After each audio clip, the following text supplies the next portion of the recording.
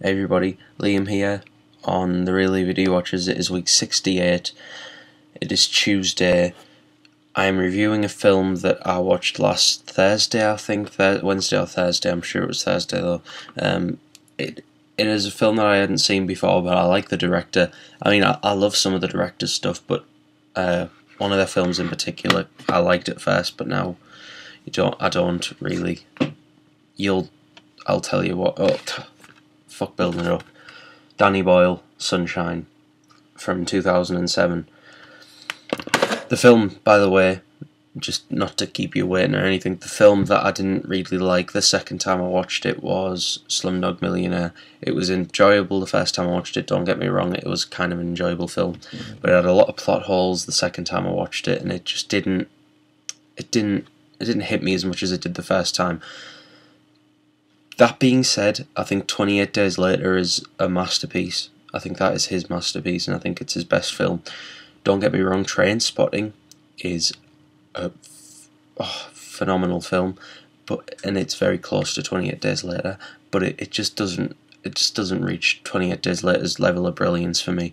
28 Days Later is just astounding. After seeing Sunshine, I can still say that it is Boyle's best, and I can still say that Trainspotting is second. I have yet to see Shallow Grave. I don't know if that's any good or anything, but this is definitely worth seeing if you're a Boyle fan or if you're a fan of sci-fi at all. I'm putting that out there. I will go into depth about how people acclaimed it or didn't really like it that much when it came out. When it came out, it was split. Some people liked it, a lot of people didn't. A lot of people didn't like it because of the final act. The final act does change tone completely, well, almost completely. It's obviously still set in space, but it changes tone almost completely, and it goes from being kind of a sci-fi film, kind of just a sci-fi mystery film, to something else, which I'm not going to spoil.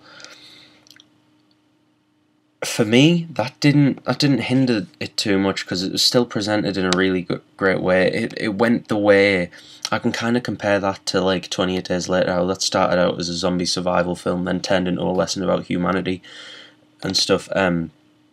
This is sort of that, but it's not as strong in the final act as 28 Days Later was for me. The first two acts though are just flawless, seriously flawless. If you're into sci-fi, you will love the first two acts. I don't know if you'll love the third act, but for me it still worked on kind of an emotional level because the score in this film is one of the best points of it. It's fantastic.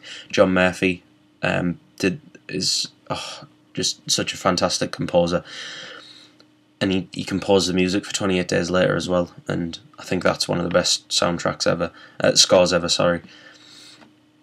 This It didn't really split me as much as it did some people. I loved it. I absolutely loved it. I think the third act still worked for me. I know the third act still worked for me because I was still kind of on the edge of my seat.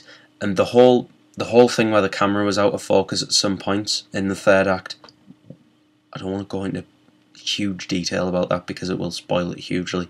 The whole thing with the camera going out of focus very much worked for me. That was one of the most unsettling elements to the whole film. That and the subliminal flashes of pictures of when they first go onto the first Icarus ship. The subliminal flashes of the crew members, like a picture of the crew members and like each crew member, and oh god, that unsettled the hell out of me. I did not know that was going to happen or anything. It loses some stuff in the third act, but doesn't really. I thought it was still very good. Great film, seriously worth checking out. If you didn't like it, then fine, that's your opinion, and I've got my own. But this, for me, was a great film. An 8 out of 10. For me. Thanks for watching, everybody. Hopefully you enjoyed this review. Bye, everybody.